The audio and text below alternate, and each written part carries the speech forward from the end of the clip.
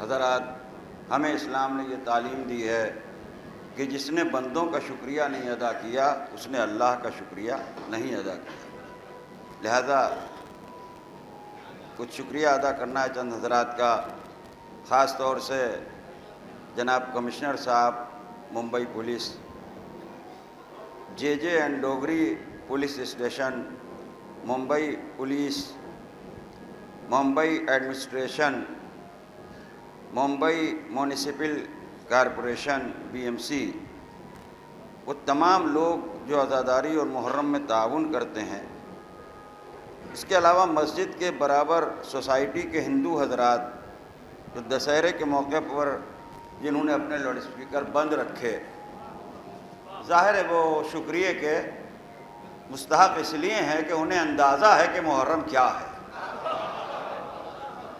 اور فرمایا آپ نے، یہ سب جانتے ہیں ہندوستان میں، اور سب کو یہ بات معلوم ہے، نہ جاننے کی بنا پر کوئی دھوکے میں لکھ دے تو لکھ دے، محرم کوئی فیسٹیول نہیں ہے۔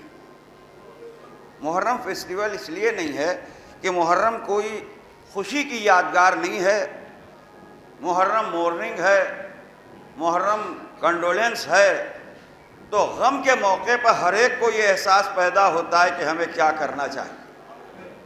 انسانیت کی پہچان غم ہے، کون انسان ہے اور کون انسان نہیں ہے۔ لہذا ہم ان تمام لوگوں کا شکریہ ادا کرتے ہیں جنہوں نے تعاون کیا، جنہوں نے کوآپریشن کیا، اور بہرحال میں نے جب سے ہوش سنبھالا ہے، بہرحال یہ بمبئی کی تاریخ بھی ہے اور یہ ممبئی کا مزاج بھی ہے کہ یہاں پر بڑے خلوص اور بڑے عقیدت سے محرم کی مجلسیں برپا کی جاتی ہیں، اور تمام لوگ ہر مذہب و ملت کے اور ہر فرقے کے لوگ سبیلیں رکھتے ہیں اور شریک ہوتے ہیں، اس لیے کہ یہ اس کا غم ہے جس نے انسانیت کا میسج دیا ہے، جس نے محبت کا پیغام دیا ہے۔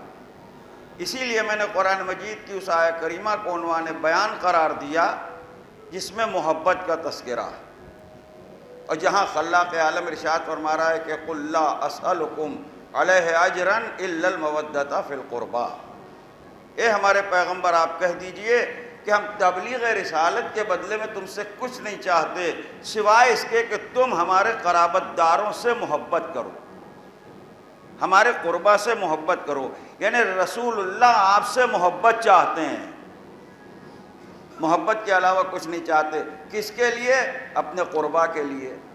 ایک صحابی نے جب اٹھ کے پوچھا کہ یا رسول اللہ قربا سے مراد کون لوگ ہیں، تو منبر سے ارشاد فرمایا کہ قربا سے مراد علی ہیں، فاطمہ ہیں، حسن ہیں اور حسین ہیں۔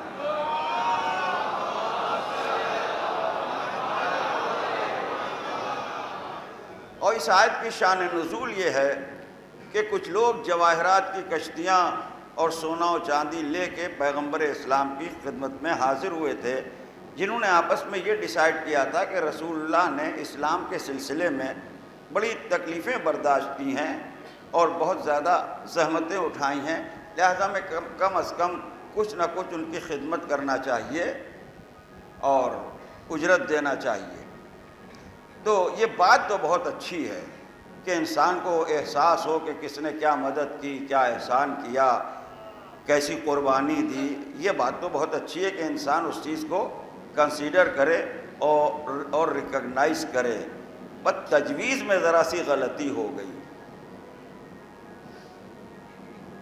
یہ جو دولت لے کے آئے، آئیڈیا تو بہت اچھا ہے کہ رسول اللہ نے بہت زیادہ زحمت کی ہے، تکلیف برداشت کی ہے اسلام کے سلسلے میں، ظاہر ہے کہ اس میں کوئی شک نہیں ہے، لہذا ہمیں بھی کچھ خدمت کرنا چاہیے، یہاں تک تو بات بالکل صحیح ہے، مگر جو لے کے آئے وہ رسول کے مرتبے کے خلاف بات تھی۔ جو لے کے آئے وہ رسول کی عظمت اور مرتبے کے خلاف بات تھی۔ کیا لے کے آئے؟ جواہرات لے کے آئے، سونا لے کے آئے، چاندی لے کے آئے، دولت لے کے آئے اور پیغمبر کی خدمت میں پیش کی۔ اتنا بھی نہ سوچا کہ جب یوسف کی نبوت جواہرات میں نہ تل سکی تو محمد کی نبوت جواہرات میں کیا تلے گی؟ بس عزیزو، یہی وہ موقع تھا کہ جبرائیل امین آیت لے کے آئے کہ قُلْ لَا أَسْأَلُكُمْ عَلَيْهِ أَجْرًا إِلَّا الْمَوَدَّةَ فِي الْقُرْبَى، اے ہمارے رسول آپ کہہ دیجئے کہ ہم تبلیغ رسالت کے بدلے میں تم سے کچھ نہیں چاہتے سوائے اس کے کہ تم ہمارے قرابت داروں سے محبت کرو۔ رسول اللہ نے جواہرات کی کشتیاں اٹھوا دیں، اسی جگہ پر محبت اہل بیت کو رکھ دیا تاکہ قیامت تک یہ پتہ چلے کہ دولت والے کتنے ہیں، محبت والے کتنے ہیں۔ محبت اہل بیت کو اجر رسالت قرار دیا۔ یہ اہل بیت کی محبت اجر رسالت ہے، دولت نہیں، محبت۔ غور فرمایا آپ نے، محبت اور دولت میں زمین و آسمان کا فرق ہے۔ خریدتی تو دولت بھی ہے، دولت خریدتی ہے اور دولت بہت کچھ خریدتی ہے، مگر محبت اور دولت میں فرق یہ ہے کہ دولت جسموں کو خریدتی ہے، محبت دلوں کو خریدتی ہے۔ دولت جسموں کو خریدتی ہے، محبت دلوں کو خریدتی ہے۔ کبھی کبھی ایسا بھی ہوتا ہے کہ دولت و محبت میں معرکہ آرائی ہوتی ہے، کبھی کبھی ایسا ہوتا ہے کہ دولت اور محبت میں جنگ ہوتی ہے، ایک طرف دولت ہوتی ہے، ایک طرف محبت ہوتی ہے، ایک طرف دولت اپنی طاقت دکھاتی ہے، دوسری طرف محبت اپنی قوت دکھاتی ہے۔ کربلا کے واقعے میں بھی اتفاق سے یہی ہوا۔ یزید کی دولت نے لاکھوں کو خرید لیا، یزید کی دولت نے لاکھوں انسانوں کو خرید لیا، مگر ان 72 کو نہ خرید سکا جنہیں حسین مول لے چکے۔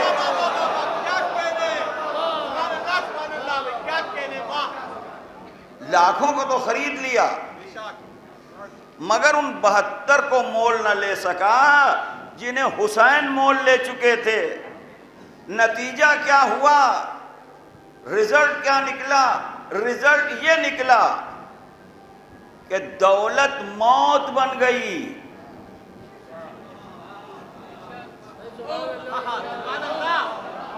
دولت موت بن گئی، محبت زندگی بن گئی۔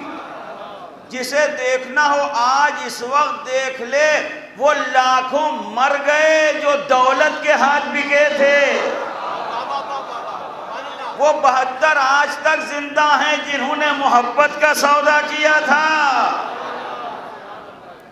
ایک حیات ہے، ایک موت ہے، ایک موت ہے، ایک زندگی ہے۔ حیات کیا ہے؟ محبت ہے۔ یہ چاروں طرف آپ جو دیکھ رہے ہیں یہ محبت ہے، یہ مجمع محبت ہے، یہ رونق محبت ہے، یہ سبیلیں محبت ہے، یہ علم محبت ہیں، یہ تابوت محبت ہیں، یہ عزاداری محبت ہے، یہ مجلس ماتم محبت ہے، یہ سیاہ پوشی محبت ہے، یہ میلوں دور سے مومنین کا آنا محبت ہے، یہ تبرکات اعضا محمد محبت ہیں۔ اب جو لوگ کہتے ہیں کہ ہماری سمجھ میں یہ نہیں آتا، یا جو تبرکات اعضا پر اعتراض کرتے ہیں، یہ ذوالجناح کیا ہے، یہ گہوارہ کیا ہے، یہ علم کیا ہے، یہ تابوت کیا ہے، جو امام باڑہ سجا ہوتا ہے سبھی لوگ اس کی زیارت کرتے ہیں، تو کوئی نئی بات تو نہیں ہے۔ پہلی بات تو یہ ہے کہ یہ آپ پوچھ رہے ہیں، اس پر تو بڑی حیرت ہے، آپ تو اسی ماحول میں پلے ہیں۔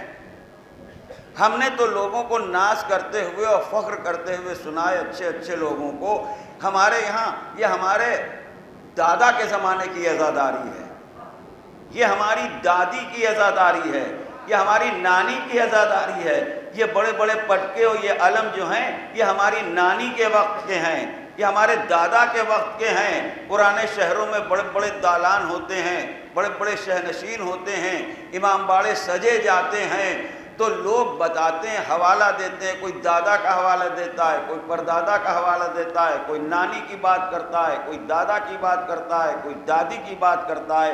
یہ عزاداری ہماری دادی کے وقت سے چلی آ رہی ہے، یہ سامان جو ہے یہ ہمارے دادا کے وقت کا ہے۔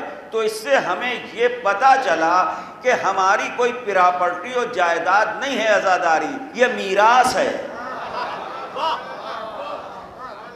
یہ میراث ہے جو نسلوں میں چلتی ہے، جو گھرانوں میں چلتی ہے، جو خاندانوں میں چلتی ہے۔ اگر کسی کی کوئی پراپرٹی ہے، اگر کسی کی کوئی میراث ہے، اگر کسی کی کوئی جائیداد ہے تو نسلاً بعد نسل چلتی ہے، قرناً بعد قرن چلتی ہے، ایک زمانے کے بعد دوسرے زمانے تک، دوسرے زمانے کے بعد تیسرے زمانے تک، تیسرے زمانے کے بعد چوتھے زمانے تک لوگ امین بنتے چلے آتے ہیں۔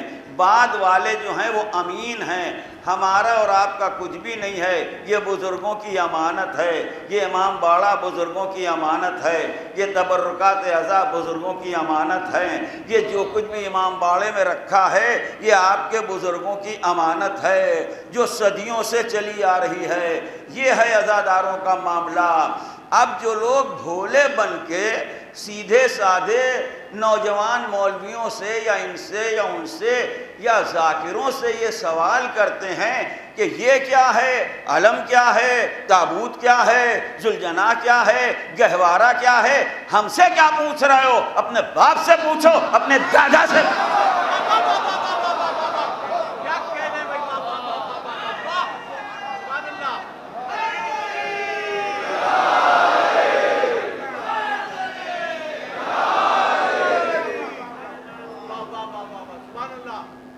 ہم سے کیا پوچھ رہے ہو؟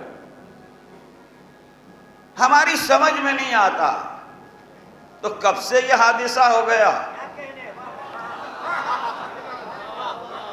یہ حادثہ ہوا کب؟ یہ کب سے سمجھ میں نہیں آیا؟ اور کیوں سمجھ میں نہیں آتا؟ اور کیا سمجھ میں نہیں آتا؟ یہ تو بتائیے۔ جو آپ کہہ رہے کہ ہماری سمجھ میں نہیں آتا، اسلام آپ کی سمجھ کا نام نہیں ہے، اللہ کے حکم کا نام ہے، رسول کے قول کا نام ہے۔ یہ تو بڑی مصیبت ہے، ہمیں تو بڑا ڈر لگنے لگا، نہ جانے کب آپ نماز چھوڑ دیں، نہ جانے کب آپ روزہ چھوڑ دیں، نہ جانے کب آپ حج چھوڑ دیں، نہ جانے کب اماں ابا کی اطاعت چھوڑ دیں۔ یہ کہہ کے نماز ہماری سمجھ میں نہیں آتی، روزہ ہماری سمجھ میں نہیں آتا، حج ہماری سمجھ میں نہیں آتا، ماں باپ کی اطاعت ہماری سمجھ میں نہیں آتی، یتیم کی جائیداد ہماری سمجھ میں نہیں آتی، بیوہ کی مدد ہماری سمجھ میں نہیں آتی، کمزور کی اعانت ہماری سمجھ میں نہیں آتی، پڑوسی کا حق ہماری سمجھ میں نہیں آتا، علم ہماری سمجھ میں نہیں آتا، حکمت ہماری سمجھ میں نہیں آتی، صداقت ہماری سمجھ میں نہیں آتی، دیانت ہماری سمجھ میں نہیں آتی، بھلائی ہماری سمجھ میں نہیں آتی، نیکی ہماری سمجھ میں نہیں آتی، خمس ہماری سمجھ میں نہیں آتا، زکوٰۃ ہماری سمجھ میں نہیں آتی، خیر ہماری سمجھ میں نہیں آتا، خیرات ہماری سمجھ میں نہیں آتی، نیکی ہماری سمجھ میں نہیں آتی۔ آپ کی سمجھ کا کیا اعتبار کہ آپ کس چیز سے انکار کر دیں؟ ہو سکتا ہے آپ پورے اسلام سے انکار کر دیں۔ مشیت ایسے ناسمجھوں کو دیکھ رہی تھی کہ جو گلے گلے ڈوبے ہوں گے اسلام میں، اہل بیت کا مسئلہ ان کی سمجھ میں نہیں آئے گا، علی کا معاملہ ان کی سمجھ میں نہیں آئے گا۔ اسی لیے جو نبی کو سب سے بڑا مجمع ملا اس میں محمد سے کہہ دیا سنو، اسے نہ پہنچایا تو کچھ نہ۔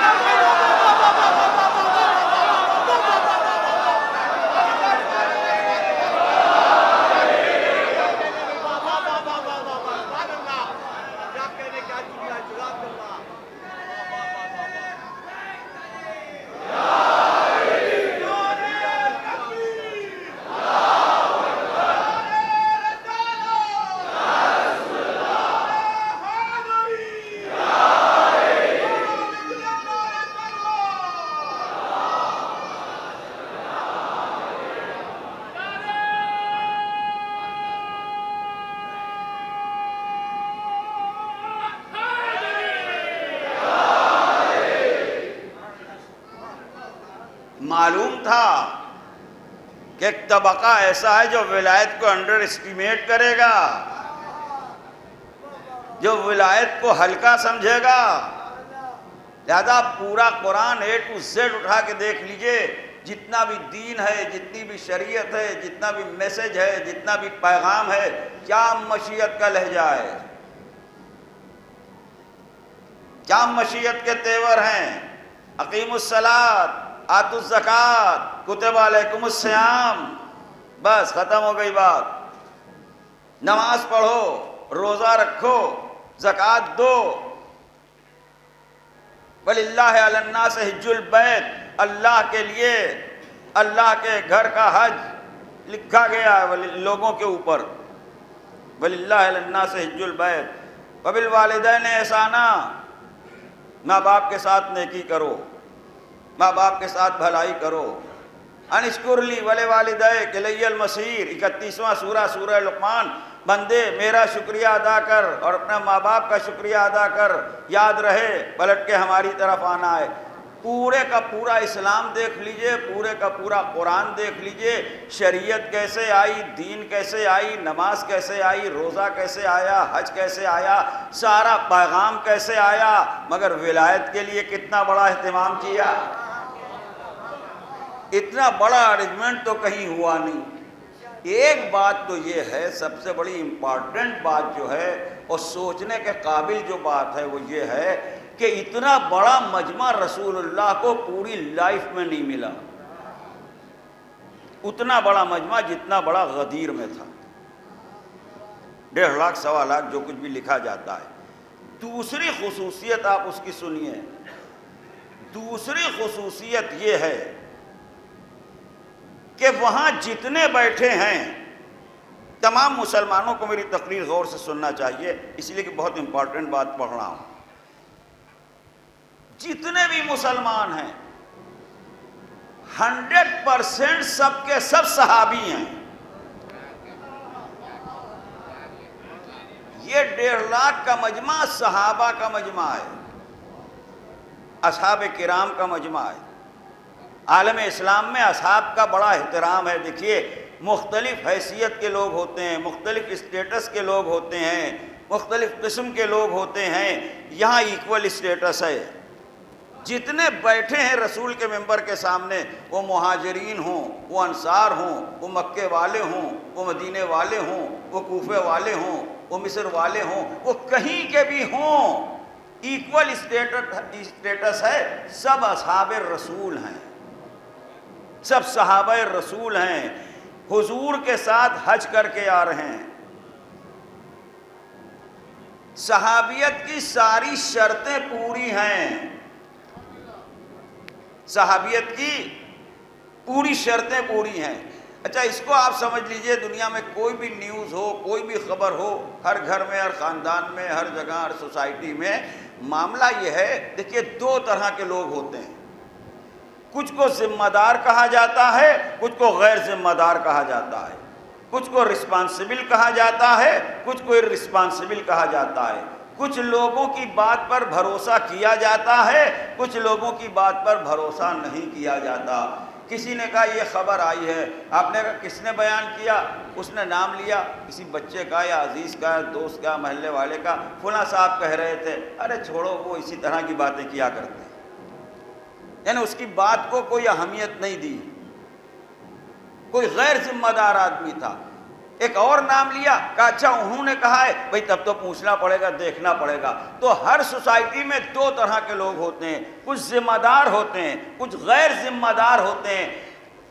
اللہ نے یہ نہیں چاہا کہ کوئی ایسا ہو جس ایک پر بھی تنقید کی جا سکے کہ انہوں نے کہا، ایکو ایک صحابی ہو، تاکہ یہ ولایت کا معاملہ جب پھیلے تو بذریعہ صحابہ پھیلے۔ کس نے نقل کیا؟ کس نے بیان کیا؟ کہا اصحاب نے بیان کیا، مکے والوں نے بیان کیا، مہاجرین نے بیان کیا، انصار نے بیان کیا، صحابہ رسول نے بیان کیا۔ اب آپ اجماع سے کیا ڈرا رہے ہیں؟ اجماع تو غدیر میں ہو چکا۔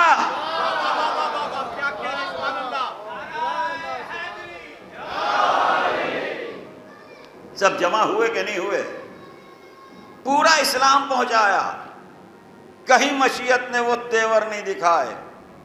جب ولایت کا معاملہ آیا تو وہ لہجہ اختیار کیا جو قرآن کی کسی آیت میں نہ ملا۔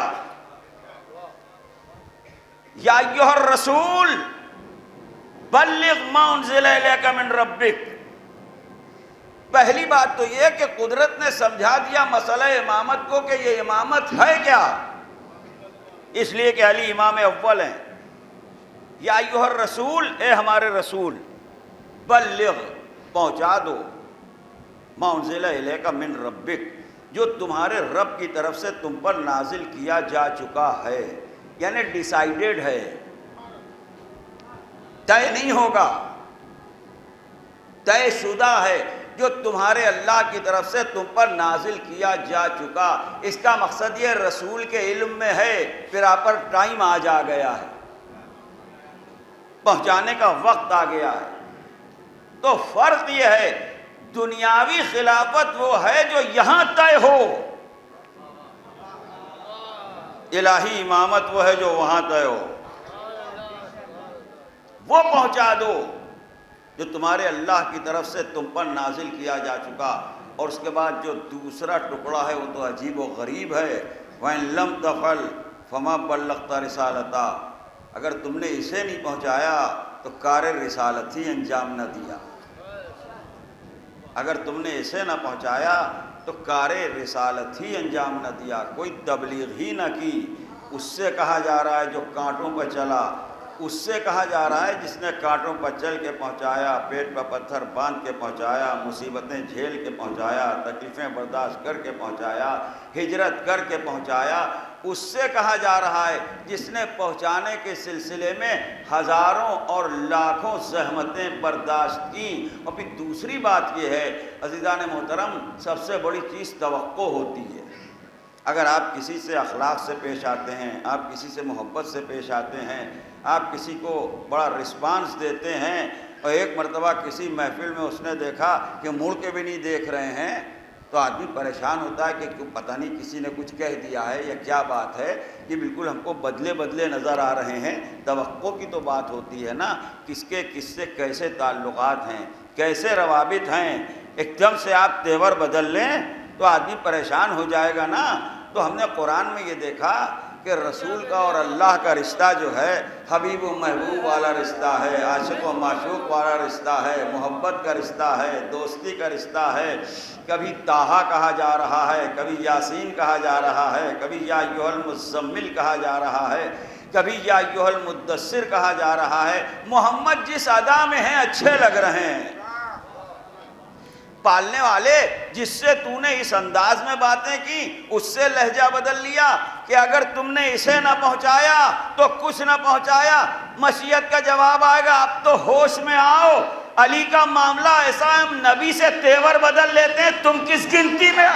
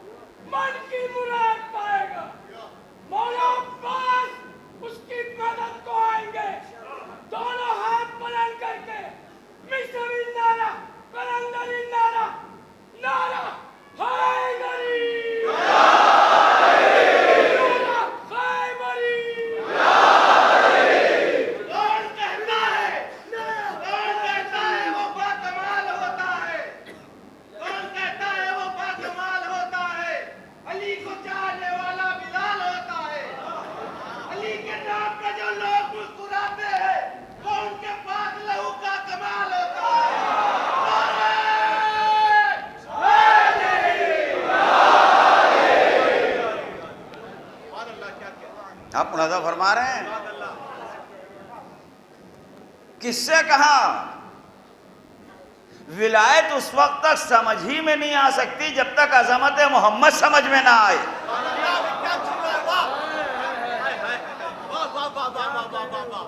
اس سے کہا جو صاحب لولاک ہے، جو نور اول ہے، جو مخلوق اول ہے، جو خلاصہ کائنات ہے، اس سے کہا جس کے صدقے میں زمین بنی، آسمان بنا، چاند بنا، سورج بنا، ستارے بنے، ملائکہ بنے، کوثر بنا، جنت بنی، حوریں بنی، کائنات بنی، زمین و آسمان بنے، پہاڑ بنے، دریا بنے، صحرا بنے، پانی خلق ہوا، ہوا خلق ہوئی، جن خلق ہوئے، انسان خلق ہوئے، جس کے صدقے میں سب کچھ بنا، کائنات جس کے صدقے میں بنی، انبیاء جس کی وجہ سے ہیں، مرسلین جس کی وجہ سے ہیں، فرشتے جس کی وجہ سے ہیں، ملائکہ جس کی وجہ سے ہیں، حوریں جس کی وجہ سے ہیں، جنت جس کی وجہ سے ہے، کوثر جس کے سبب سے ہے، طوبہ جس کے سبب سے ہے، سلسبیل جس کے سبب سے ہے۔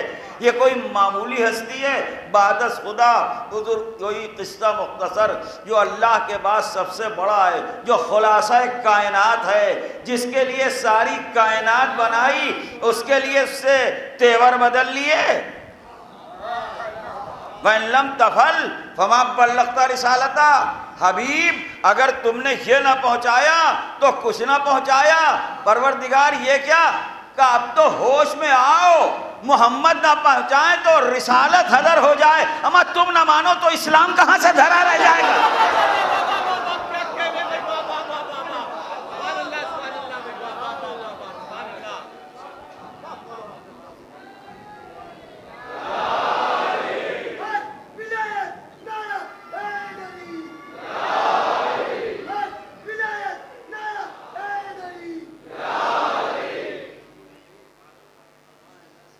وَإِن لَمْ تَفْعَلْ فَمَا بَلَّغْتَ رِسَالَتَهُ، سورہ مائدہ 5واں سورہ، جس کا دل چاہے جا کے دیکھ لے۔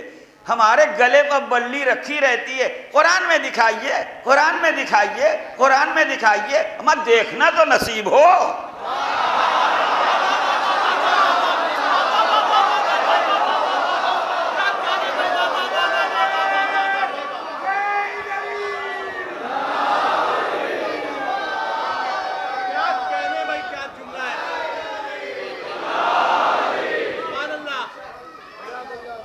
عجیب و غریب بات ہے صاحب، قرآن میں دکھائیے، دیکھیے تو۔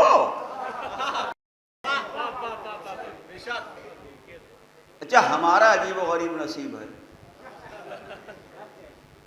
تو اسی لیے میں نے ہمارا کہا، آپ بھی ہیں، میں اکیلا نہیں ہوں۔ کوئی کہہ رہا ہے کافر، اور کوئی کہہ رہا ہے کہ شیعہ قرآن کو نہیں مانتے۔ یہ معلوم ہے آپ کو، شیعہ قرآن کو نہیں مانتے۔ چنانچہ جناب مولانا عبدالشکور صاحب کاکوروی نے پوری کتاب لکھی شیعہ اور قرآن، بہت بڑے عالم تھے، ان کی زندگی بھر کی ریسرچ اور ان کا زندگی بھر کا ورک ہی یہی تھا کہ شیعہ قرآن کو نہیں مانتے۔ مین چیز جیسے کوئی کسی چیز پر اتھارٹی ہو یا ریسرچ کرے، انہوں نے زندگی بھر غالب پر کام کیا ہے، انہوں نے زندگی بھر میری پر کام کیا ہے، تو یہ ایک ہی سبجیکٹ پر انہوں نے کام کیا۔ یہ میں نے پڑھا بھی ہے ایک کتاب میں کہ شیعہ قرآن کو نہیں مانتے، کتاب تو لکھی ہے لیکن یہ ہے کہ شیعہ قرآن کو نہیں مانتے، سمجھے آپ؟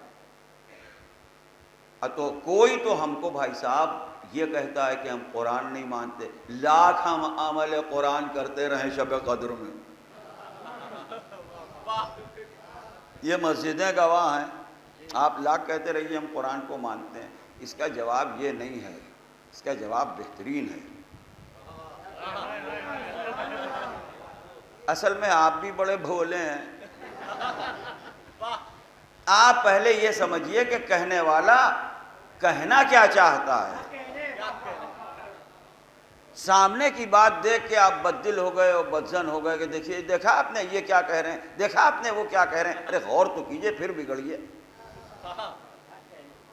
کوئی تو کہتا ہے کہ ہم قرآن کو نہیں مانتے، اب شیعہ جو ہیں اس پر فوراً چراغ پا ہو جائے، واہ صاحب کیا ہم قرآن کو نہیں مانتے، پڑھتے ہیں، ہم تو روز تلاوت کرتے ہیں، ہم تو وہ اپنی دلیلیں دیتے رہتے ہیں. وہاں یہ مطلب ہی نہیں ہے کہنے والے کا جو آپ سمجھ رہے ہیں.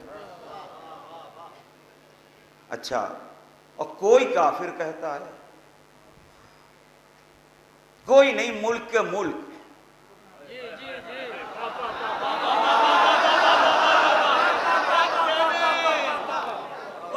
پورے ملک. تو ابھی جب میں چل رہا تھا گھر سے 2 دن پہلے کے اخبار میں نے دیکھا بڑی ہیڈنگ، اور وہ مفتی صاحب کی تصویر بھی ہے جو سب سے بڑے مفتی ہیں سعودی عرب کے، عبدالعزیز آل شیخ غالباً نام ہے. وہ اخبار ابھی بھی اتفاق سے رکھا ہے میرے پاس. وہ بڑا بڑا لکھا ہے اخبار میں اردو کے کہ شیعہ کافر ہیں، انہوں نے فتویٰ دیا ہے. حالانکہ یہ فتویٰ 50 دفعہ چھپ چکا ہے، نیا تھوڑی ہے بھائی. یہ تو 50 دفعہ چھپا ہے، یہ پھر سے نیا چھپا، ہیڈنگ نئی لگی. اسی ڈیٹ میں وہ ہیڈنگ لگی کہ شیعہ کافر ہیں، ان کا فوٹو بھی چھپا ہے اس کے اندر. بڑی مصیبت ہے صاحب. کوئی ہم کو کافر کہہ رہا ہے اور کوئی یہ کہہ رہا ہے کہ یہ قرآن کو نہیں مانتے. اب سمجھ میں نہیں آتا اسے پہلے پڑھوں کہ اسے پہلے پڑھوں. وقت تو ہے نہیں. پہلے کافروں والی بات سن لیجئے.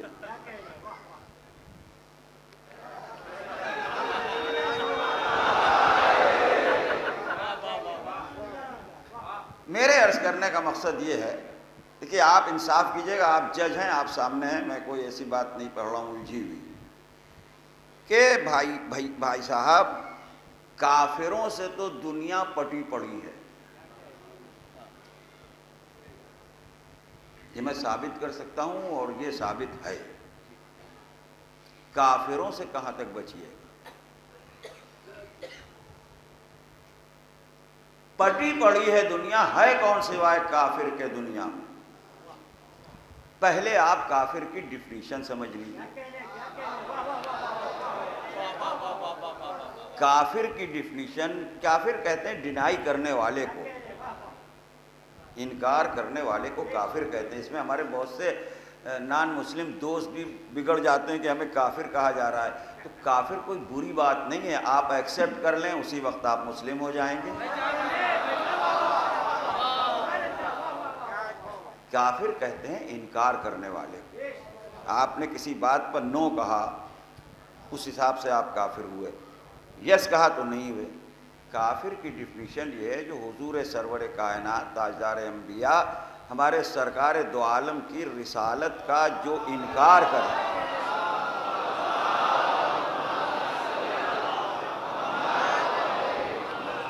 جو تاجدار انبیاء کی رسالت کا منکر ہو، جو نہ مانے، وہ کافر ہے. وہ کوئی ہو، یہ کافر کی ڈیفینیشن یہی ہے نا. جو رسول اللہ کو نہ مانے وہ کافر ہے. آخری سورہ رات 13واں سورہ آخری آیت نمبر 43 جہاں پر سورہ تمام ہو رہا ہے، دیکھیں قرآن نے بھی بالکل ڈائریکٹ یہی بات کہی. یقول الذین کفروا لست مرسلا. حضور سے قرآن کہہ رہا ہے کہ یقول الذین کفروا لست مرسلا. کافر یہ کہتے ہیں کہ آپ رسول نہیں ہیں. کافر یہ کہتے ہیں کہ آپ رسول نہیں ہیں، آپ کو مرسل بنا کے نہیں بھیجا گیا ہے. مرسل اسے کہتے ہیں جسے بھیجا جائے، یعنی اللہ نے آپ کو نہیں بھیجا ہے، آپ رسول نہیں ہیں. اب جس طرح چاہے ٹرانسلیشن کیجئے. یقول الذین کفروا لست مرسلا. کافر یہ کہتے ہیں کہ آپ رسول نہیں ہیں. حضور سے یہ کہہ رہے تھے کافر. میں مجلسوں میں اس چیز کو پڑھتا ہوں تو یہ بھی جملہ کہتا ہوں کہ وہ اسی لیے کافر ہیں کہ یہ کہہ رہے ہیں. بھئی وہ یہ بات کہہ رہے ہیں، یہی دلیل کفر ہے. انکار رسالت ہی دلیل کفر ہے. تو قرآن انہیں کافر اسی لیے کہہ رہا ہے کہ یہ حضور سے کہہ رہے ہیں کہ آپ رسول نہیں ہیں. تو کافر نہ کہے تو کیا مومن کہے؟ قرآن کہتا ہے لست مرسلا، آپ رسول نہیں ہیں، آپ کو رسول بنا کے نہیں بھیجا گیا ہے. اور کیا آپ نے؟ آپ کو رسول بنا کے نہیں بھیجا گیا ہے.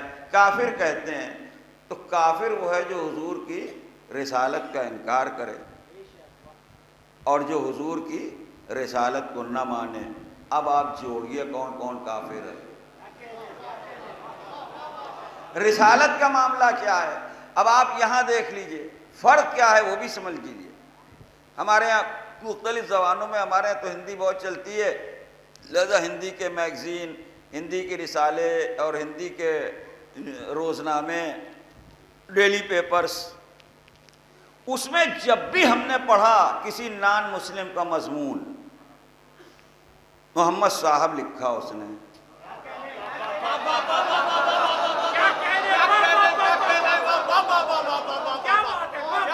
دیکھیے آدر کر رہا ہے, ادب کر رہا ہے, احترام کر رہا ہے, ہو سکتا ہے ان کے اخلاق پر لکھا ہو سکتا ہے ان کی انسانیت پر لکھا ہو, رسول کی چرتر پر, سیرت پر کچھ لکھا ہو.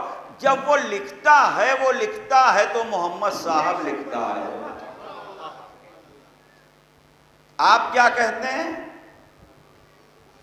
آپ کہتے ہیں محمد الرسول اللہ, تو دونوں برابر کیسے ہو جائیں گے؟ محمد صاحب والے اور ہیں, محمد الرسول اللہ والے اور ہیں. ویسے ہی جو لوگ کہتے ہیں علی کو یہ بھی مانتے ہیں, علی کو وہ بھی مانتے ہیں, کوئی دانشور مانتا ہے, کوئی عالم مانتا ہے, کوئی حکیم مانتا ہے, کوئی فلسفی مانتا ہے, 70 چیزیں مانتا ہے. محمد صاحب اور ہے, محمد الرسول اللہ اور ہے. علی کو حکیم و دانشور ماننا اور ہے, علی ولی اللہ.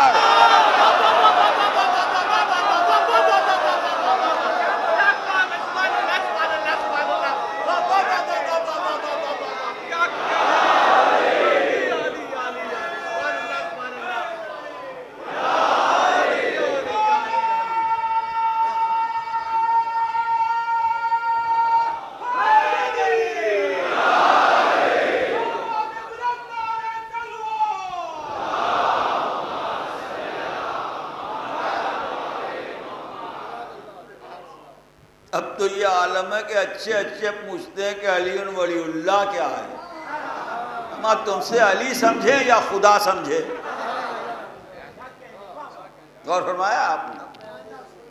اب تو اتنے کھرے مسلمان ہو گئے ہیں کہ جو نام علی بھی سننا گوارا نہیں کرتے, اور ہمیں میں بیٹھے ہوئے ہمیں میں ہیں. یہ بڑی مصیبت ہے. ارے بھائی اگر سب شرک ہے اور حرام ہے اور بدعت ہے اور خلاف اسلام ہے, اینٹی توحید ہے, تو آپ ایک چارٹ بنائیے اور مل کے میٹنگ کیجئے کہ مطابق توحید امام باڑہ کیسا ہوتا ہے. غور فرمایا آپ نے؟ عزاداری میں کسے شامل کیا جائے اور کسے شامل نہ کیا جائے.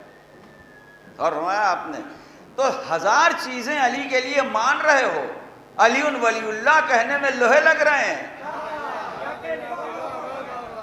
تو محمد صاحب اور ہے اور محمد الرسول اللہ اور ہے, علی کے فضائل کا اقرار اور ہے اور علی ولی اللہ اور ہے. تو کافر کی ڈیفینیشن یہ ہے کہ جو حضور کی رسالت کو نہ مانے, سوائے مسلم کے کوئی ورلڈ میں محمد الرسول اللہ نہیں کہتا. آپ بتائیے ساری دنیا میں تو پورا چائنا کافر ہے, جاپان کافر ہے, یورپ کافر ہے, امریکہ کافر ہے, کینیڈا کافر ہے, آسٹریلیا کافر ہے, اسرائیل کافر ہے. ایک دو کافر تھوڑی ہیں, پٹے پڑے ہیں کافر, لاکھوں کروڑوں کا ملک کے ملک کافر ہیں. گنوا تو رہا ہوں, رشیا کافر ہے, وہ تو اللہ ہی کو نہیں مانتا. مگر ہم نے کسی کو بگڑتے ہوئے نہیں دیکھا کافروں پر, بگڑتے ہوئے نہیں دیکھا, بلکہ الٹی بات دیکھی. میل ملت دیکھی, آنا جانا دیکھا, کھانا پینا دیکھا, تعلقات دیکھے, روابط دیکھے, استقبال دیکھا, سر پر بٹھاتے ہوئے دیکھا, ویلکم کرتے ہوئے دیکھا. اور بہت سے تو کافر ایسے ہیں جو پورے اسلامی ممالک کو کنٹرول کیے ہوئے ہیں. اوپر سے بینر اسلام کا ہے, اندر کفر ہے. یہ تو روز اول سے ہوتا آ رہا ہے. اوپر اوپر اسلام، اندر اندر کفر. تو روابط میں، تعلقات میں، میل ملت میں، سفارت میں، اس میں اس میں کنفرم کافر ہے، مگر کوئی بددل نہیں ہے.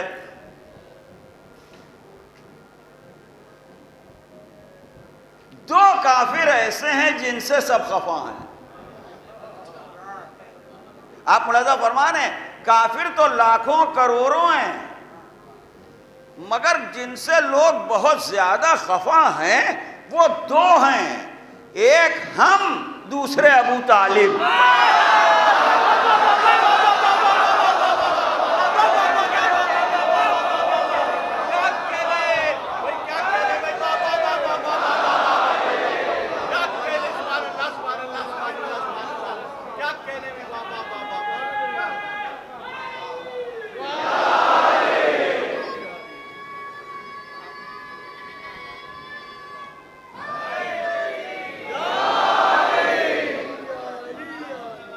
یہ تو کافر والی بات ہو گئی. اب دیکھیے جو بات میں آپ کے سامنے پڑھ رہا ہوں کہ آپ سے جو باتیں کی جاتی ہیں اس کا مطلب کچھ اور ہوتا ہے، بگڑ جاتے ہیں آپ. کافر والی بات بھی اسی طرح کی ہے. اب وہ قرآن والی بات سن لیجئے. شیعہ قرآن کو نہیں مانتے. ایک یہی نہیں ہے. شیعہ نماز نہیں پڑھتے، شیعہ روزہ نہیں رکھتے، شیعہ حج نہیں کرتے، شیعہ قرآن کو نہیں مانتے، شیعہ دین کو نہیں مانتے، شیعہ شریعت کو نہیں مانتے، شیعہ اسلام کو نہیں مانتے. 70 گن پورے ہیں شیعہ. غور فرمایا آپ نے؟ ہزاروں چیزیں ہیں. اس کا جواب جو ہے وہ میں اب پڑھ رہا ہوں، بہت غور سے سنیے گا اور سوچئے گا اپنے گھر پر. آپ کو کسی نے کافر کہا، آپ نے کہا مولانا فلاں نے کافر کہا ہے. مولانا کیا جواب دیں بھائی؟ آپ جواب دیجئے. آپ مسلمان ہیں تو کہیے، اور نہیں تو ایکسپٹ کر لیجئے. ہم کس سے لڑیں؟ شیعہ قرآن کو نہیں مانتے. ایک الزام نہیں ہے، سینکڑوں چیزیں ہیں، ہزاروں چیزیں شیعوں کے لیے لکھی ہوئی ہیں. میرا کہنا دوسرا ہے. میرا جواب سنیے گا. کسی نے کہا شیعہ میں یہ، شیعوں میں یہ عیب ہیں، شیعوں میں یہ عیب ہیں، شیعوں میں وہ عیب ہیں. جوڑ بٹور کے مثلاً 1000 نکلے، 1000 عیب نکلے شیعوں میں، تو ظاہر ہے ہمیں برا ماننا چاہیے یا آپ کو برا ماننا چاہیے؟ بھئی جو بھی اپنے کو شیعہ کہتا ہے، شیعہ ہونا تو بہت مصیبت ہے، ہم زبان سے کہتے ہیں. صحیح معنوں میں جو شیعہ تھے وہ سلمان تھے، وہ ابو ذر تھے، وہ مقداد تھے، وہ عمار تھے، وہ حذیفہ تھے.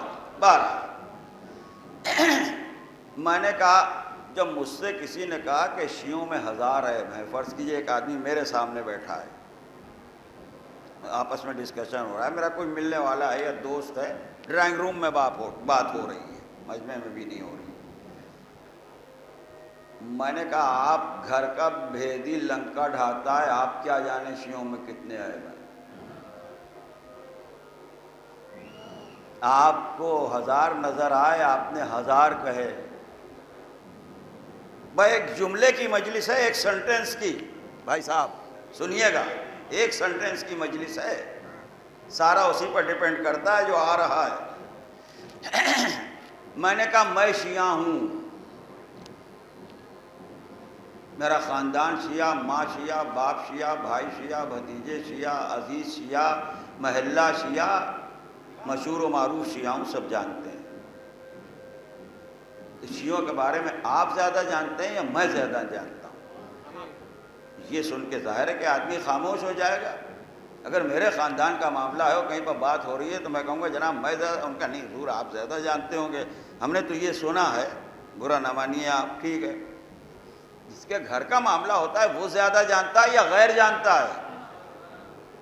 وہ آدمی کہہ رہا تھا گن گنا کے پورے 1000، اس کو کہہ رہا تھا شیعوں میں 1000 عیب ہیں. میں نے کہا آپ کو خبر ہی نہیں، مجھ سے پوچھئے شیعوں میں 10,000 عیب ہیں. آپ کہیں گے یہ کیا جواب ہوا؟ ابھی ایک حصہ سنا ہے، دوسرا تو سنیے، چھری تلے دم تو لیجئے. میں نے کہا شیعوں میں 1000 عیب نہیں ہے، آپ کو آئیڈیا نہیں، اندازہ نہیں، شیعوں میں 10,000 عیب ہیں۔ اور اس کے بعد میں نے کہا کہ بھائی صاحب 10,000 کو بھی چھوڑیے، شیعوں میں اگر 1,00,000 عیب بھی نکلیں گے تب بھی حق حضرت علی ہی کا رہے گا۔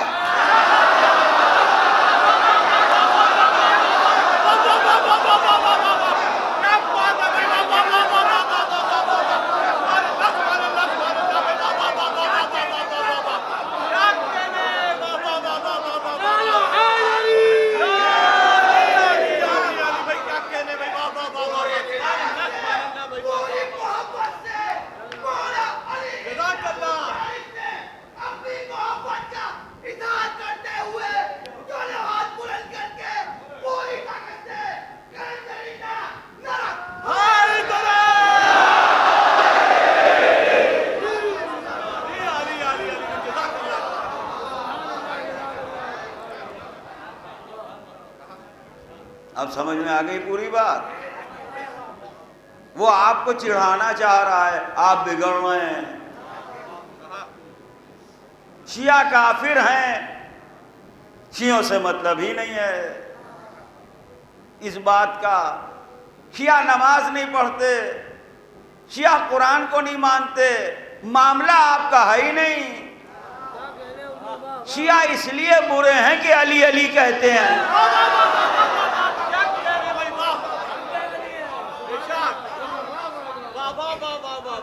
اور رویہ شیعوں کا معصوم ہونا اور غیر معصوم ہونا، اور نمازی ہونا اور بے نمازی ہونا، اور چور ہونا یا شاہ ہونا، یہ ایک الگ بات ہے، اور حضرت علی کا جانشین رسول ہونا یہ الگ بات ہے۔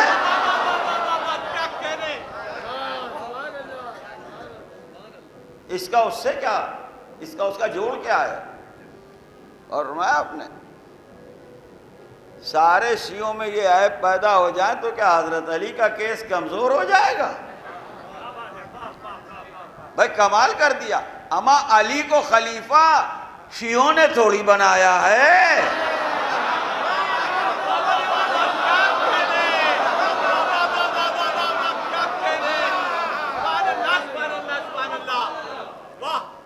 یہ تو اتنے کاہل ہیں کہ انہیں کچھ آتا جاتا ہے ہی نہیں۔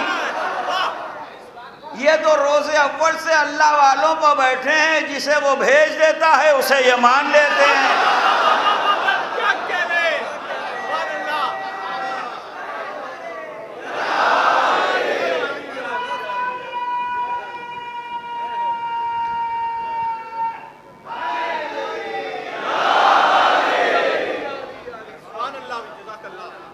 یہ بہت لیزی قسم کے ہیں، یہ ایکٹیو نہیں ہیں، حکم کے بندے ہیں، خالی ہاتھ پہ ہاتھ رکھے بیٹھے رہتے ہیں۔ آدم کو بھیجا مان لیا، نوح کو بھیجا مان لیا، ابراہیم کو بھیجا مان لیا، موسیٰ کو بھیجا مان لیا، عیسیٰ کو بھیجا مان لیا، سلیمان کو بھیجا مان لیا، داؤد کو بھیجا مان لیا، یعقوب کو مان لیا، یوسف کو مان لیا، زکریا کو مان لیا، یحییٰ کو مان لیا، سرکار دو عالم پر نبوت تمام ہوئی ان کو مان لیا۔ 1,24,000 انبیاء کو مانا، حضور پر نبوت تمام ہوئی ان کو بھی مانا، مگر رہبری کا معاملہ تھا تو محمد کے بعد کسے مانا؟ تھے بڑے ہوشیار۔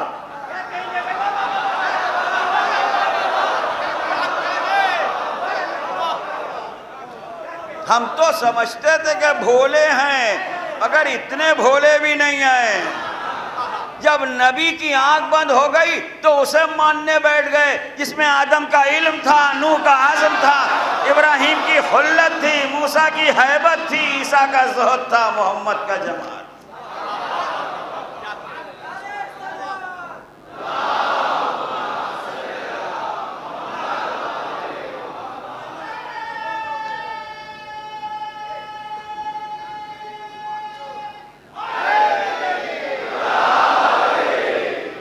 پیغمبر یہ تمام باتیں ارشاد فرما کے فرماتے ہیں کہ جو یہ تمام باتیں دیکھنا چاہتا ہو جن کو ابھی پڑھا، فَلْيَنْظُرْ إِلَىٰ وَجْهِ عَلِيِّ ابْنِ أَبِي طالب، اس کو چاہیے کہ علی کے چہرے پر نظر کرے۔ علی کا چہرہ کیا ہے؟ قرآن ہے، قرآن میں بھی یہی سب کچھ ہے۔ کیا کہنا میرے مولا، وہ سارے کمالات جو 1,24,000 انبیاء میں بکھرے ہوئے تھے، آپ کی ذات میں ویسے سمٹ کے آ گئے جیسے نقطے میں قرآن۔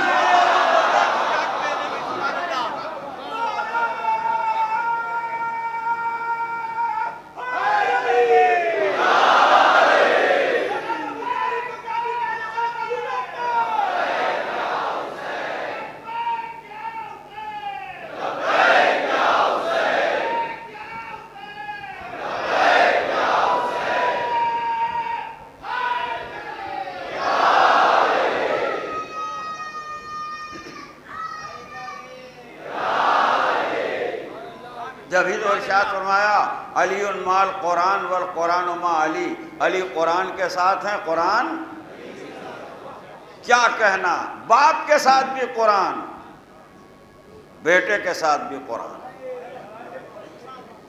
بیٹے کا نام آتے ہی آپ رونے کیوں لگے؟ کچھ یاد آ گیا؟ خیال آیا آج کون سی رات ہے؟ اب کچھ پڑھنے کی ضرورت نہیں ہے، ہمارے رونے کے لیے یہی بہت ہے کہ شب عاشور آ گئی۔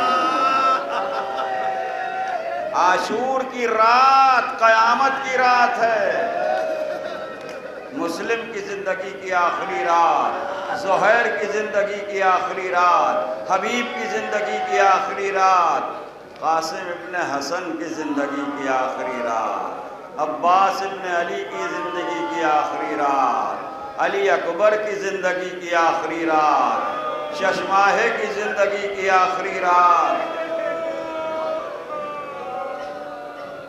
شب عاشور۔ جب میں مجلس ختم کروں گا اور یا حسین کہوں گا، اس وقت آپ لوگ ماتم شروع کیجئے گا۔ جب میری یا حسین کی آواز آئے، اور لائٹ وغیرہ بھی اگر آف ہونا ہے تو اسی وقت آف ہو۔ میں چاہتا ہوں کوئی ڈسٹربنس نہ ہو مجلس میں۔ یہی شب عاشور تھی جب ایک مرتبہ ثانیہ زہرا نے فضہ سے کہا، فضہ میرے بھیا کو بلا لا۔ فضہ خیمے کے باہر آئیں، آنے کے بعد کہنے لگی سبط اصغر آپ کو ثانیہ زہرا بلا رہے ہیں۔ حسین ابن علی خیمے میں آئے، بہن کیا بات ہے؟ زینب نے قریب آ کے کہا کہ بھیا جب سے کربلا کی زمین پر قدم رکھا ہے، میں نے جب سے کربلا کی زمین پر قدم رکھا ہے، خیموں کے پیچھے سے کسی بی بی کے رونے کی آواز آ رہی ہے۔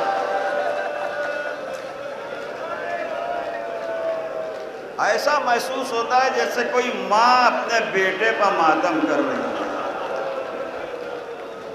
اتنا سننا تھا کہ حسین نے کہا زینب تم نے نہیں پہچانا، یہ ہماری دکھیا ماں فاطمہ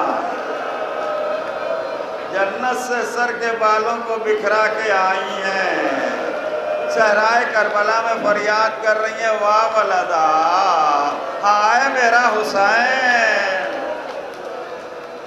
ہائے میرا لال حسین، ہائے میرا بیٹا حسین۔ یہ رات اس طرح سے گزر رہی ہے کہ اصحاب و انصار حسینی اپنے خیموں میں عبادتیں کر رہے ہیں، اور مائیں بچوں سے کہہ رہی ہیں میرے لال کل حسین پر اپنی جان نثار کر دینا، فاطمہ کو منہ دکھانا ہے۔ خیموں میں اجر رسالت ادا ہو رہا ہے۔ عزیزو عاشور کی رات تمام ہوئی، سویرا نمودار ہوا۔ حسین نے علی اکبر سے کہا میرے لال تم آزاد ہو۔ تاریخ کربلا کا واحد موقع جب حسین نے علی اکبر کو پکارا، ورنہ مدینے سے لے کے مکے تک مکے سے لے کے کربلا تک تاریخ کہتی ہے حسین نے جب پکارا بھیا عباس، بھیا عباس، بھیا عباس،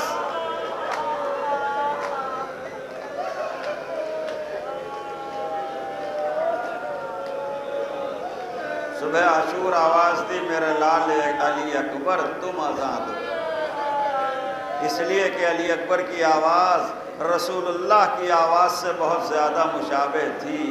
حسین نے یہ پسند کیا کہ رسول کی آواز کربلا میں گونجے تاکہ سننے والوں کو اندازہ ہو کہ محمد حسین کے لشکر میں ہیں۔ نماز صبح بجماعت ہوئی، ظالموں نے تیروں کی بارش کی، بہت سے جانثار کام آئے۔ اس کے بعد میدان کارزار گرم ہوا، ایک کے بعد دوسرا گیا، دوسرے کے بعد تیسرا گیا، کبھی مسلم گئے، کبھی جون گئے، کبھی ہلال گئے، کبھی زہیر گئے، کبھی وہب گئے۔ جب انصار نہ رہے تو دل کے ٹکڑوں کی باری آئی، اولاد عقیل گئی، اولاد جعفر گئی، مقتل سے اون و محمد کے لاشیں آئے۔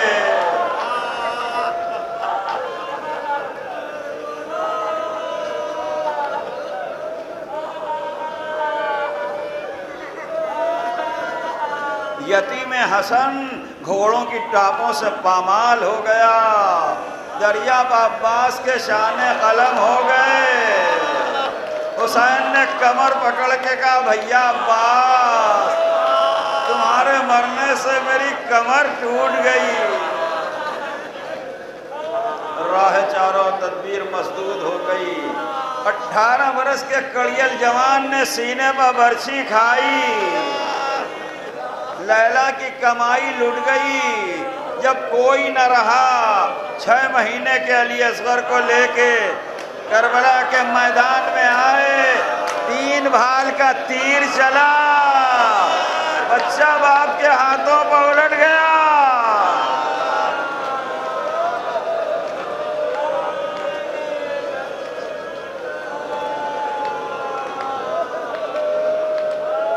جلوں میں لہو لیا، چہرے پہ ملا، کہنے لگے قیامت میں اپنے نانا سے میں یوں ہی ملاقات کروں گا۔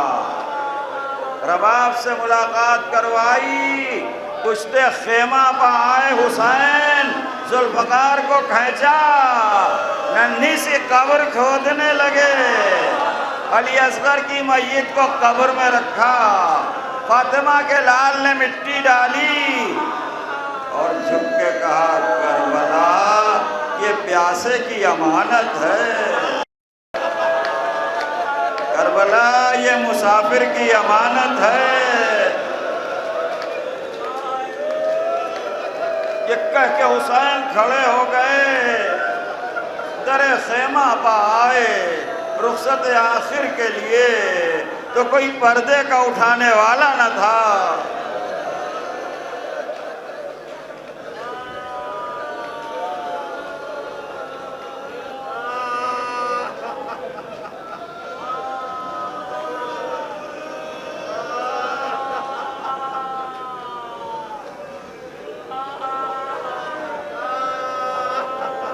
خیمے کے پردے کا اٹھانے والا نہ تھا۔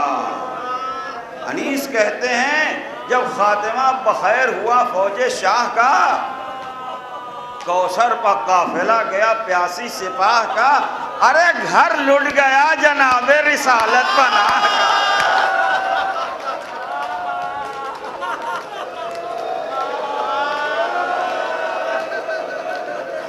خاک اڑ رہی تھی، حال یہ تھا بارگاہ کا، ارے بھائی تھے نے رفیق، نہ وہ نور عین تھے، 2 بہنیں رونے والی تھیں۔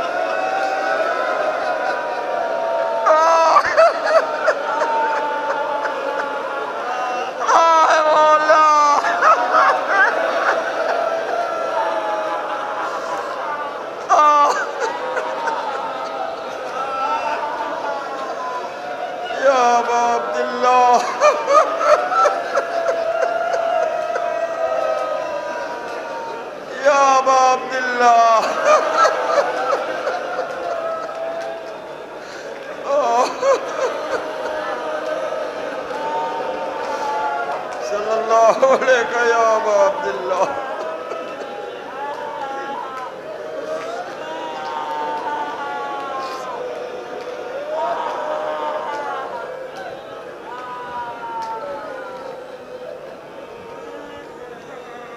بھائی تھے نے رفیق، نہ وہ نور عین تھے، دو بہنیں رونے والی تھیں اور ایک حسین تھے.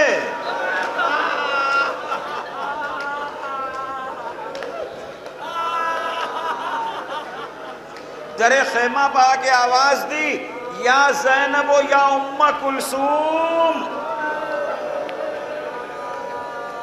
و یا سکینت و یا رقیہ علیکن منی السلام. بہن زینب میرا سلام، بہن ام کلثوم میرا سلام، ام لیلہ میرا سلام، رباب میرا سلام، ام فروا میرا آخری سلام. آخر میں کہنے لگے ماں کی کنیز فضہ،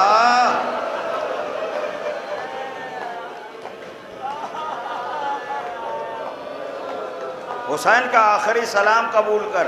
میرا دل کہتا ہے فضہ نے کہا ہوگا شہزادے کیا اسی دن کے لیے گہوارہ جھلا جھلا کے پالا تھا؟ کیا اسی دن کے لیے چکیاں پیس پیس کے پالا تھا؟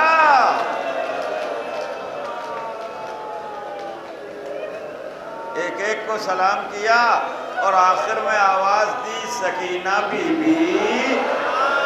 اب بابا کہہ کے نہ پکارنا سکینہ، شیور تماچے مارے تو صبر کرنا، کانوں سے گوشوارے چھینے تو صبر کرنا. زینب آگے بڑھی، خیمے کے پردے کو الٹ دیا، کہا بھیا خیمے میں آ جائیے. سنے جائیے. زینب نے کہا بھیا خیمے میں آ جائیے. حسین اس انداز سے خیمے میں آئے کہ دامن پہ عباس کا لہو، دامن پہ عباس کا لہو، سینے پر علی اکبر کا خون، چہرے پر علی اصغر کا لہو. زینب نے کہا بھیا یہ کیا حال ہے؟ کہنے لگے زینب میرا بیٹا مارا گیا.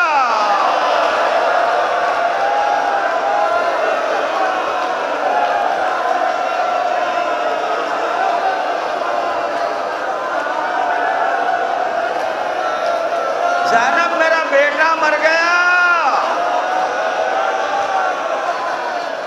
زینب میرا گھر اجڑ گیا. فرمانے لگے پرسا تمہیں شہید کا دینے کو آئے ہیں، پرسا تمہیں شہید کا دینے کو آئے ہیں. ارے کس کس کے داغ آج جگر پر اٹھائے ہیں.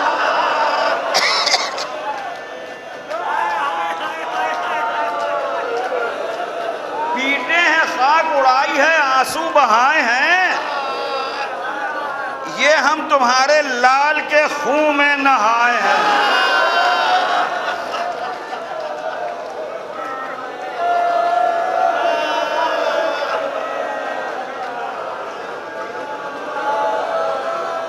پیٹے ہیں، خاک اڑائی ہے، آنسو بہائے ہیں.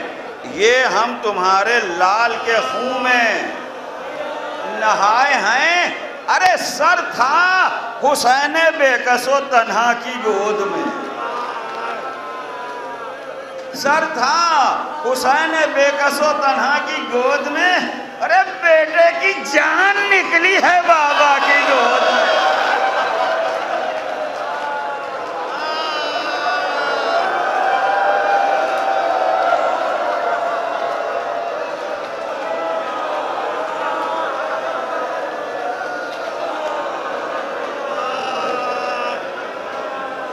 سر تھا حسین بے کس و تنہا کی گود میں. بیٹے کی جان نکلی ہے بابا کی گود میں، بڑی دیر تک بہن و بھائی سے تنہائی میں گفتگو ہوتی رہی، اور آخر میں کہنے لگے زینب اگر ہو سکے تو کوئی پرانا پیراہن لا دو، زینب اگر ہو سکے تو کوئی لباس کہنا لا دو۔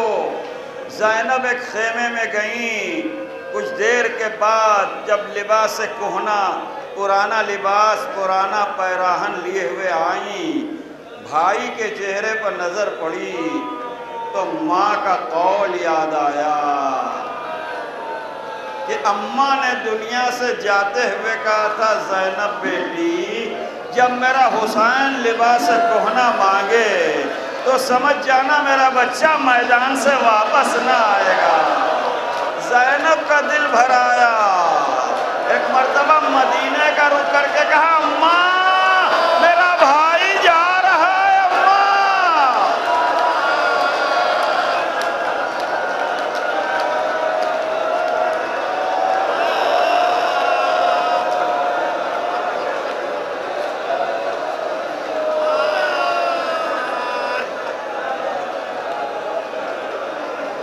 اماں میرا بھائی جا رہا ہے۔ کہنے لگے بہن چلو عابد بیمار کے پاس چلیں۔ ثانیہ زہرا بھائی کو لیے ہوئے اس خیمے میں آئے جس میں ہمارے اور آپ کے چوتھے امام، امام زین العابدین علیہ السلام، ظاہر ہے کہ امام رشک عالم میں تھے۔ زینب آگے بڑھیں، آہستہ سے بھتیجے کا شانہ ہلایا اور کہا اٹھو زین العابدین تمہارے بابا رخصت آخر کو۔ عجیب منزل آ رہی ہے، زین العابدین اٹھو تمہارے بابا رخصت آخر کے لیے۔ آپ کے چوتھے امام فرماتے ہیں کہ میں نے غش سے آنکھیں کھولی، میں نے غش سے آنکھیں کھولی، ہائے کیا قیامت ہے۔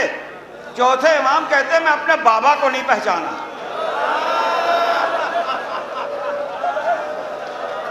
میں اپنے بابا کو نہیں پہچانا۔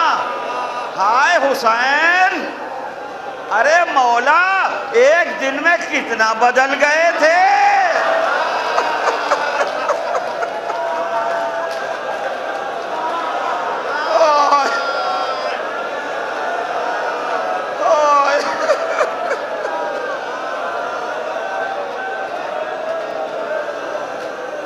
عبداللہ،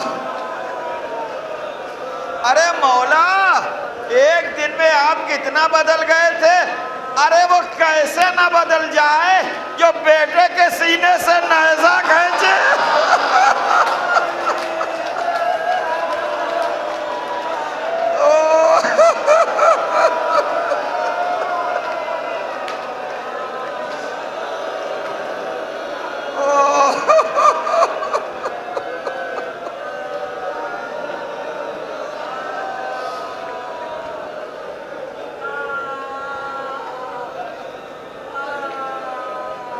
وہ کیسے نہ بدل جائے جو بیٹے کے سینے سے نیزہ کھینچے، وہ کیسے نہ بدل جائے جو 6 مہینے کے بچے کے گلے سے تیر نکالے۔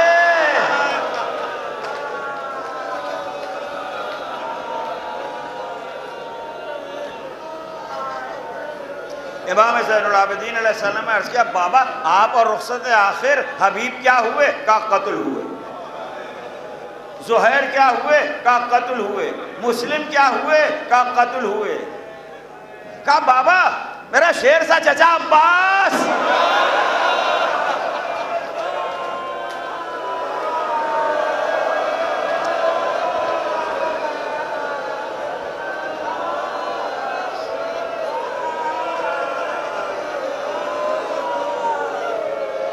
فرمایا عباس کے شانے قلم ہوئے۔ بابا میرا بھیا علی اکبر، کہ علی اکبر کے چاند سے سینے پر برچھی لگی۔ زین العابدین اب سوائے ہمارے اور تمہارے کوئی ہے نہیں، بیٹا ہم چند وصیتیں کرنے آئے ہیں۔ وہ وصیتیں زینب ام کلثوم کے لیے نہ تھیں، وہ وصیتیں سکینہ اور رقیہ کے لیے نہ تھیں، وہ وصیتیں آپ کے لیے تھیں۔ حضرت نے ارشاد فرمایا میرے لال جب قید سے چھوٹ کے مدینے جانا میرے دوستوں کو میرا سلام کہہ دینا۔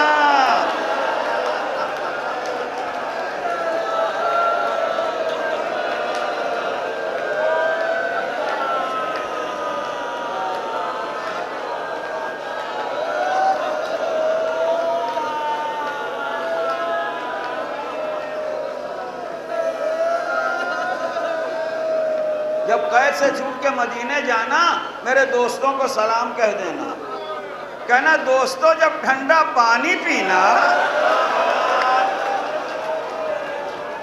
میری پیاس کو یاد کر لینا، جب کسی مسافر کی موت کی خبر سننا تو مجھ پر نوحہ کرنا،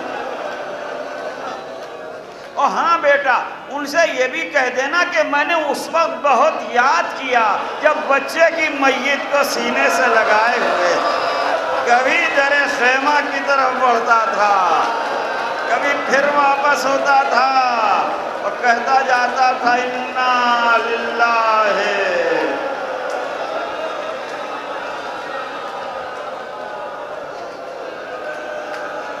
وَإِنَّا إِلَيْهِ رَاجِعُونَ رضن بقضائہ و تسلیما لامرہ۔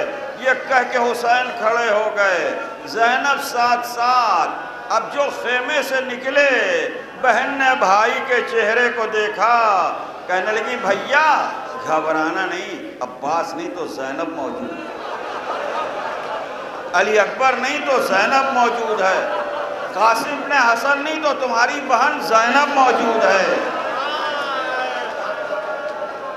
اور حسین کہتے جاتے تھے بہن اس گھر کا خیال رکھنا، اس کنبے کا خیال رکھنا، زین العابدین کا خیال رکھنا، زینب میرے بچوں کا خیال رکھنا، بہن بد دعا نہ کرنا، بالوں کو پریشان نہ کرنا زینب۔ آخر میں کہنے لگے بہن زینب بھائی کو نماز شب میں بھول نہ جانا۔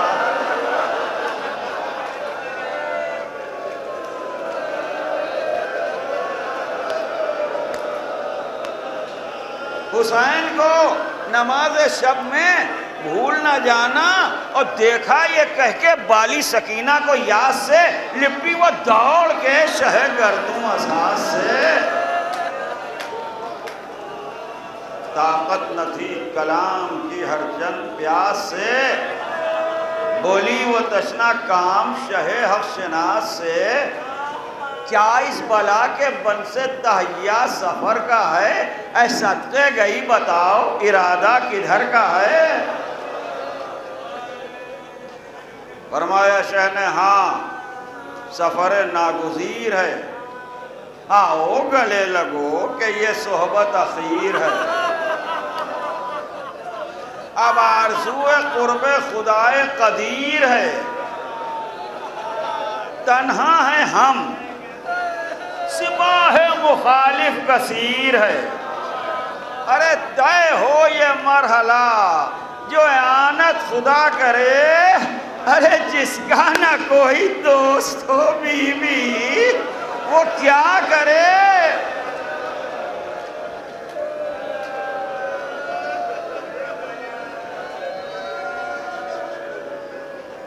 جانا ہے دور شب کو جو آنا نہ ہو ادھر، ضد کر کے روئیو نہ ہمیں چاہتی ہو گر، پہلے پہل ہے آج شب فرقت پدر، سو رہیو ماں کی چھاتی پہ غربت سے رکھ کے سر، راحت کے دل گزر گئے یہ فصل اور ہے، اب یوں بسر کرو جو یتیموں کا دور ہے۔ ننھے سے ہاتھ جوڑ کے بولی وہ تشنا کام، بتلائیے مجھے کہ یتیمی ہے کس کا نام۔ آنکھوں سے خون بہا کے کہنے لگے امام، کھل جائے گا یہ درد و علم تم پر تابہ شام۔ بی بی نہ پوچھو کچھ یہ مصیبت عظیم ہے، ارے مر جائے جس کا باپ۔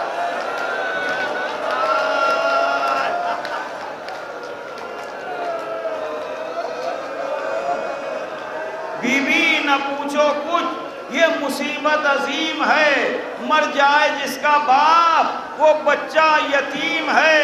یہ کہتے ہوئے در خیمہ پہ آئے، زینب نے در خیمہ کو الٹا، حسین خیمے کے باہر آئے، بہن نے رکاب فرس کو تھاما، حسین ابن علی گھوڑے پر سوار ہوئے، پر نظر الی یمیناً و شمالا، ایک مرتبہ داہنی طرف دیکھا، بائیں طرف دیکھا، آواز دی آئینہ آئینہ اخیون العباس۔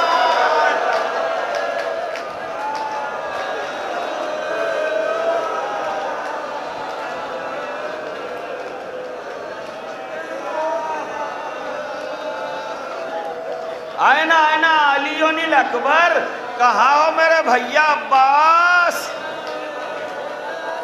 کہاں ہو علی اکبر؟ مقتل کو دیکھا، شہداء کے لاشیں نظر آئے، فرمایا یا ابطال الصفا و یا فرسان الحیجہ مالی انادیکم فلا تجیبونی، اے میرے شیرو، اے میرے بہادروں، کیا ہوا؟ میں پکار رہا ہوں تم آواز نہیں دیتے۔ راوی کہتا ہے میں نے دیکھا شہداء کے لاشیں تڑپنے لگے۔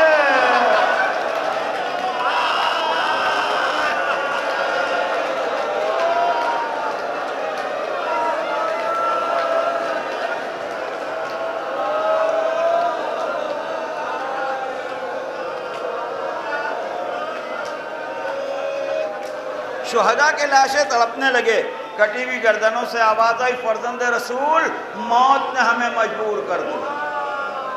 ایک لاشا دریا پر تڑپا جس کے شانے کٹے ہوئے تھے۔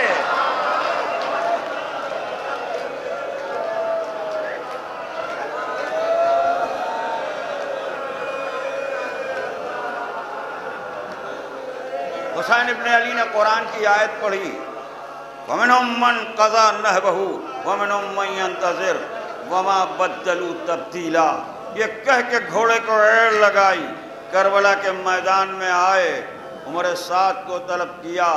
ارشاد فرمایا عمر سعد کیوں لڑ رہا ہے مجھ سے؟ کیا میں نے شریعت کو بدل دیا ہے؟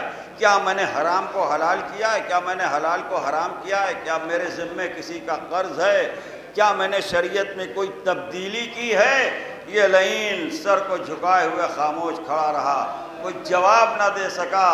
آخر میں فقط اتنا کہا، یا حسین بغضاً لأبی۔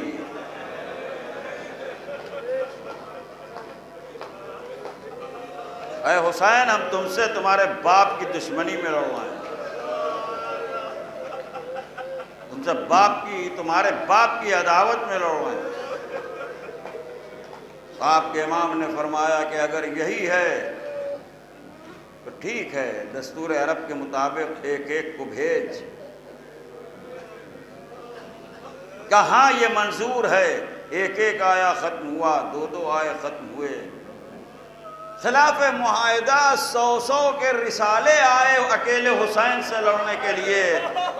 حسین کا انداز جہاد یہ تھا کہ نیزے کو زمین پر نصب کر کے آنے والوں کا انتظار کرتے تھے، اور جب 100 آدمیوں کا رسالہ آتا تھا تو گھوڑے کو کاوے پر لگاتے تھے، جب پلٹ کے آتے تھے تو وہ 100 سوار خاک و خون میں لوٹتے نظر آتے تھے۔ لاشوں کے ڈھیر لگ گئے، حسین آگے بڑھتے چلے تو شمر نے عمر سعد سے کہا کہ عمر سعد یہ قتال عرب کا بیٹا ہے، لشکر کو کاٹ کے پھینک دے گا، حسین سے اس طرح جنگ نہیں ہوتی۔ اس نے کہا بھی کیا کروں؟ کہا پورے لشکر کو حکم دے سب مل کے حملہ کریں۔ ہائے ایک پیاسا،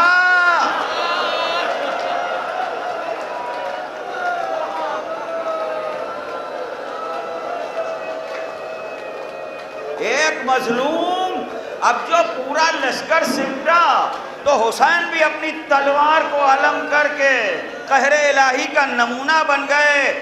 میسرے پہ حملہ کیا تو میمنے پہ گیا، میمنے پہ حملہ کیا تو میسرے پہ گیا، قلب لشکر میں آئے تو الامان الامان کی صدائیں بلند ہو گئیں۔ راوی کہتے ہیں کہ ہم بلندیوں پر چلے گئے یہ دیکھنے کے لیے کہ حسین کس انداز سے لڑ رہے ہیں، تو ہم نے دیکھا کربلا کے میدان میں اسلحوں کا، سروں کا ایک سمندر ہے، جس کے درمیان حسین کی تلوار شعلہ بنی ہوئی ہے، اعضائے جس میں انسانی کٹتے ہیں گرتے چلے جاتے ہیں، فضا سرخ ہو رہی ہے، حسین کی کوہنیوں سے لہو جاری ہے، حسین آگے بڑھتے چلے جا رہے ہیں۔ اب یہ دیکھنے والے حیران رہ گئے کہ یہ وہی لڑ رہا ہے جس نے بیٹے کا لاشا اٹھایا ہے۔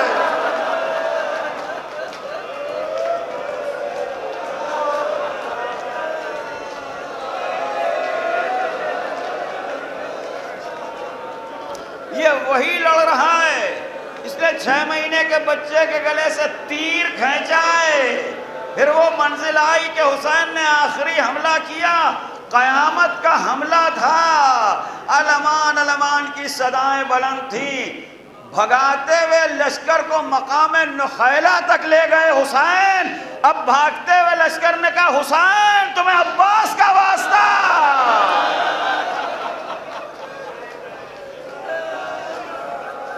حسین تمہیں علی اکبر کا واسطہ، تلوار روک لو۔ دل بھر آیا، تلوار کو نیام میں رکھا، لشکر سمٹا، تیر چلے، نیزے برسے، پتھر آئے، خنجر آئے، بازو زخمی، سینہ زخمی، پہلو زخمی، پیشانی زخمی، گلا زخمی، فاطمہ کا لال لہو میں نہایا ہوا، مگر ابھی پشت فرس پہ بلند ہے، لبوں کو جنبش ہے۔ قاتلوں نے قریب ہو کے سننا چاہا کہ آخر حسین کس سے باتیں کر رہے ہیں، تلوار بھی رکی ہوئی ہے، کوئی نظر بھی نہیں آتا۔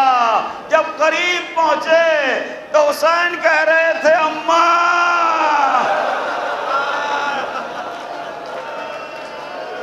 آئیے اماں، کربلا میں آنے کا وقت آ گیا۔ پہلو سے فاطمہ کی